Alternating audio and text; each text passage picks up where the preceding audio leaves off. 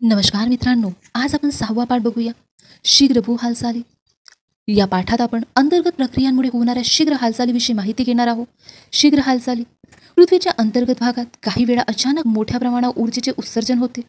या हालचालीची गती जास्त असल्यामुळे या हालचालींना शीघ्र हालचाली म्हणतात. या हालचाली विनाशकारी असतात, हे लक्षात राहू द्या. शीघ्र भू हालचाली विनाशकारी असतात. या हालचाली उभ्या म्हणजे पृथ्वीच्या त्रिज्येच्या दिशेत होतात. त्यांचा परिणाम मर्यादित प्रदेशावर भूकंप व ज्वालामुखी या स्वरूपात आपण पाहतो, हे लक्षात राहू द्या. त्यांचा परिणाम मर्यादित प्रदेशावर भूकंप व ज्वालामुखी या स्वरूपात आपण पाहतो. ही आकृती बघा. भूकंप लहरीचे प्रकार दाखवले आहे.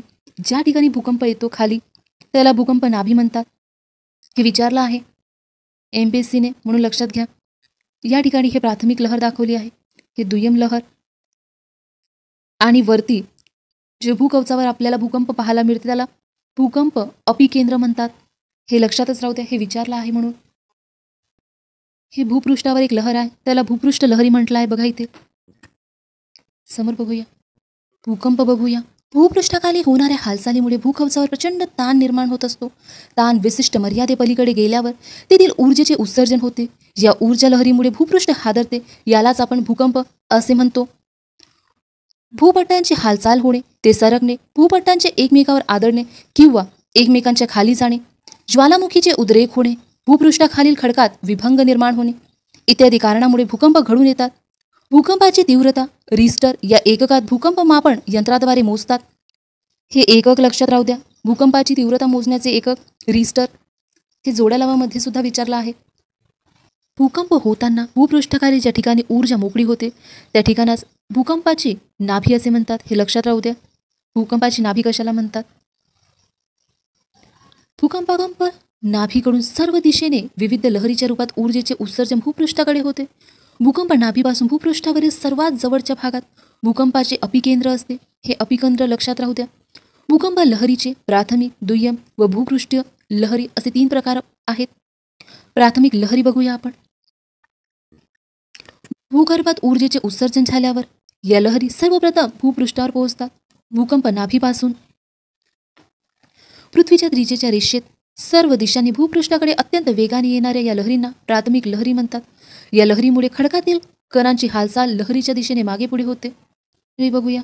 प्राथमिक लहरीनंतर भूपृष्ठावर पोहोचणाऱ्या लहरींना दुय्यम लहरी म्हणतात. हे लक्षात राहू द्या. प्राथमिक लहरीनंतर भूपृष्ठावर पोहोचणाऱ्या लहरींना दुय्यम लहरी म्हणतात. या लहरी नाभी केंद्रापासून चहूबाजूंना पसरतात. या लहरीमुळे खडकातील कणांची हालचाल वर खाली म्हणजेच लहरीच्या दिशेने लंबरूप होते. त्यामुळे या लहरी विध्वंसक स्वरूपात असतात. हे लक्षात राहू द्या.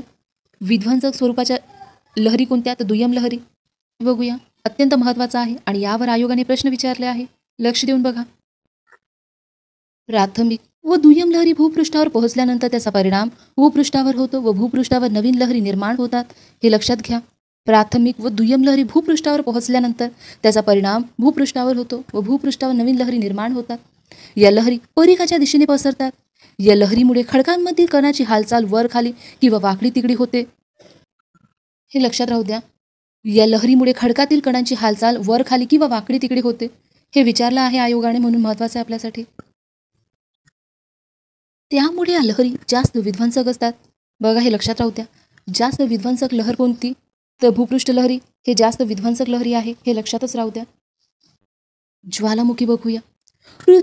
पृथ्वीच्या प्रावरणातून तप्त द्रव, घन व वायुरूप पदार्थ भूपृष्ठावर फेकले जातात. हे लक्षात राहू द्या. तप्त द्रव, घन व वायुरूप पदार्थ भूपृष्ठावर कोणत्या थरातून फेकले जातात? तर प्रावरणातून फेकले जातात. हे सुद्धा आपल्याला विचारलं आहे आयोगाने, म्हणून लक्षात घ्या. इथून बघा. पृथ्वीच्या प्रावरणातून तप्त द्रव, घन व वायू पदार्थ भूपृष्ठावर फेकले जातात. या क्रियेला ज्वालामुखीय क्रिया म्हणतात. ज्वालामुखीच्या उद्रेकातून राख, पाण्याची वाफ, अनेक प्रकारचे वायू, तप्त व विरघळलेल्या खडकांच्या स्वरूपातील लावारस इत्यादी पदार्थ बाहेर फेकले जातात. ज्वालामुखीचा उद्रेक दिला आहे बघा या आकृतीमध्ये. आपण उद्रेकानुसार ज्वालामुखीचे प्रकार बघूया. एक केंद्रीय ज्वालामुखी आणि भेगीय ज्वालामुखी. हे प्रकार लक्षात राहू द्या. आपण केंद्रीय ज्वालामुखी बघूया. ज्वालामुखी उद्रेकाच्या वेळी लावारस एखाद्या नळीसारख्या भागातून बाहेर पडतो तेव्हा त्यास केंद्रीय ज्वालामुखी म्हणतात. हे लक्षात राहू द्या. या क्रियेत ज्वालामुखीतून बाहेर पडलेले पदार्थ नळीच्या मुखाभोवती साचतात. त्यामुळे शंकूच्या आकाराच्या ज्वालामुखीय पर्वताची निर्मिती होते. उदाहरणार्थ वेसुवियस इटली व किलिमांजारो टांझानिया. या ठिकाणी तुम्ही किलिमांजारो हे टांझानियामधलं आहे हे लक्षात ठेवा. आणि हे केंद्रीय ज्वालामुखीचा प्रकार आहे हे सुद्धा लक्षात राहू द्या. भेगीय ज्वालामुखी बघूया. ज्वालामुखीचा उद्रेक होताना लावारस ज्यावेळी अनेक भेगातून बाहेर पडतो तेव्हा त्यास भेगीय ज्वालामुखी म्हणतात. या क्रियेत ज्वालामुखीतून बाहेर पडणारे पदार्थ भेगांच्या दोन्ही बाजूस पसरतात. त्यामुळे ज्वालामुखीय पठारांची निर्मिती होतात. उदाहरणार्थ महाराष्ट्र पठार हे लक्षात ठेवून द्या. भेगीय ज्वालामुखीमुळे पठारांची निर्मिती होते हे लक्षात राहू द्या. आणि केंद्रीय ज्वालामुखीमुळे पर्वतांची निर्मिती होते हे दोन लक्षात राहू द्या. ही आकृती बघा. या ठिकाणी ज्वालामुखी दाखवला आहे. हा ज्वालामुखी आहे. या ठिकाणी हा नळीसारख्या भागातून लावारस बाहेर पडला तर त्याला केंद्रीय ज्वालामुखी म्हणतात. आणि जर या ठिकाणातून भेगामधून निघाला, या ठिकाणातून निघाला, असा भेगामधून निघाला तर त्याला भेगीय ज्वालामुखी म्हणतात. आणि त्यामुळे भेगीय ज्वालामुखीमुळे काय होते तर पठार निर्माण होते. महाराष्ट्र पठार त्याचाच एक परिणाम आहे भेगीय ज्वालामुखीचा हे लक्षात राहू द्या. समोर बघूया. भूकंप व ज्वालामुखीय क्षेत्र बघूया. ही क्षेत्रे प्रामुख्याने भूपट्टाच्या सीमावर्ती भागात आढळतात. ज्वालामुखीचे वितरण प्रामुख्याने पॅसिफिक महासागराच्या किनारी भागात आढळतात. म्हणून या भागाला अग्निकंकण असे म्हणतात हे लक्षात राहू द्या. अग्निकंकण हे काय आहे तर ज्वालामुखीचे वितरण प्रामुख्याने पॅसिफिक महासागराच्या किनारी भागात आढळते. म्हणून या भागाला अग्निकंकण असे म्हणतात. आकृती 6.5 पहा. त्यात भूकंप व ज्वालामुखीचे जागतिक वितरण दाखवले आहे. काही प्रमुख ज्वालामुखीची नावे दिली आहे. ते कोणत्या महासागराच्या व खंडाच्या भागात आहे ते बघूया आपण. या ठिकाणी भूपट्ट, भूकंप व ज्वालामुखी दिला आहे. आपण आधी भूपट्ट बघूया. इथे बघा पश्चिमेला पॅसिफिक भूपट्ट दिला आहे. वरती अमेरिका भूपट्ट दाखवला आहे.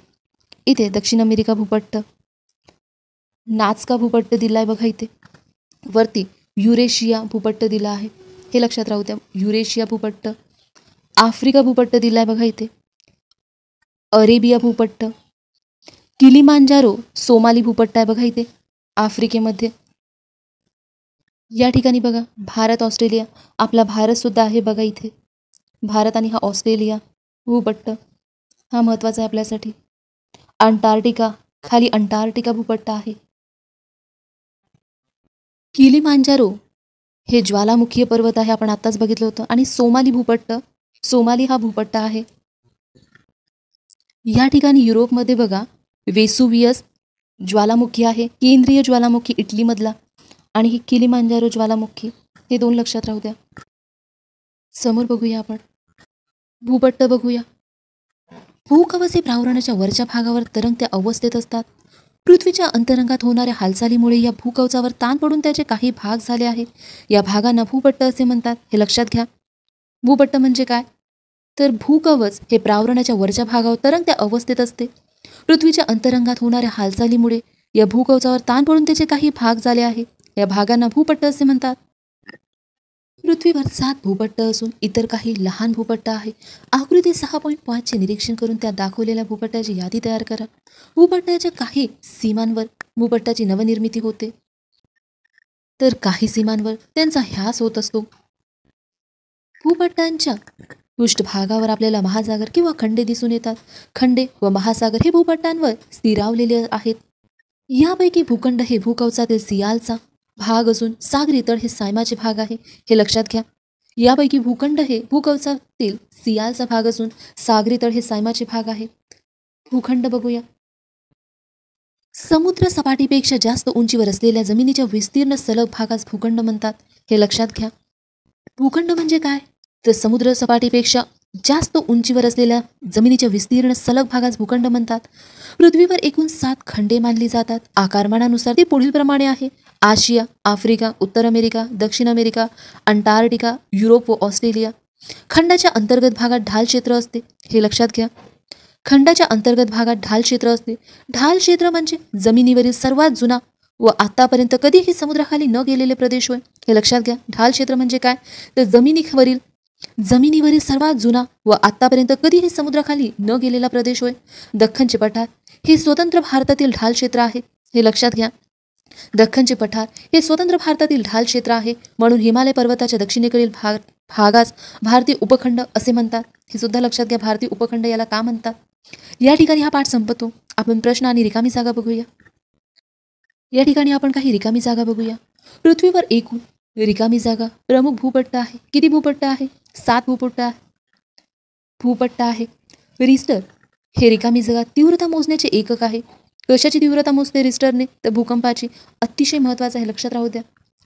भूकंपाच्या रिकामी जागा लहरी सर्वात जास्त विध्वंसक असतात, हे आपण बघितलं होतं. भूकंपाच्या भूपृष्ठ लहरी सर्वात जास्त विध्वंसक असतात, हे सुद्धा महत्त्वाचं आहे आपल्यासाठी, लक्षात राहू द्या. भूखंडाची व्याख्या हे लक्षात घ्या. भूकंप म्हणजे काय? हे अपिकेंद्र. भूकंपासंदर्भातील काही शब्द अपिकेंद्र, भूकंप नाभी हे आयोगाने विचारलं आहे, तर लक्षात राहू द्या. उद्रेकानुसार ज्वालामुखीचे प्रकार सांगा. कोणते पडते? 2, केंद्रीय आणि भेगीय. केंद्रीयमध्ये पर्वते निर्माण होतात. कोणती पर्वते निर्माण झालेली होती? एक किलिमांजारो टांझानियामधला आणि एक वेसुवियस. कुठचा होता तो? इटलीमधला. फरक स्पष्ट करा. केंद्रीय ज्वालामुखी व भेगीय ज्वालामुखी हे 2 तुम्हाला माहिती हवे. प्राथमिक व भूपृष्ठ लहर हे अतिशय महत्त्वाचं आहे, हे लक्षातच राहू द्या. यावर प्रश्न विचारले आहे आपल्याला. या ठिकाणी काही माहिती दिली आहे, ते बघूया आपण. भूपट्ट ह्यास होणाऱ्या सीमा व भूपट्ट निर्माण होणाऱ्या सीमा दाखवल्या आहे बघा. ही माहिती आपल्यासाठी महत्त्वाची नाही. ही बघा, भूकंप व ज्वालामुखी हे पृथ्वीच्या अंतर्गत भागात होणाऱ्या ऊर्जेच्या उत्सर्जनाचे परिणाम आहे. हे शीघ्रतेने होतात. बरेचसे भूकंप भूपट्टाच्या हालचालीमुळे होत असतात. ज्वालामुखीचा उद्रेक होत असताना भूकंपाचे धक्के जाणवतो. या ठिकाणी हा पाठ संपतो. या ठिकाणी आपण थांबूया. भेटूया पुढच्या व्हिडिओमध्ये. आजची माहिती तुम्हाला आवडली असेल तर व्हिडिओला लाईक करा आणि चॅनलवर नवीन असाल तर सबस्क्राईब करा, म्हणजेच येणाऱ्या व्हिडिओची नोटिफिकेशन तुम्हाला लगेच मिळत राहील. थँक्यू.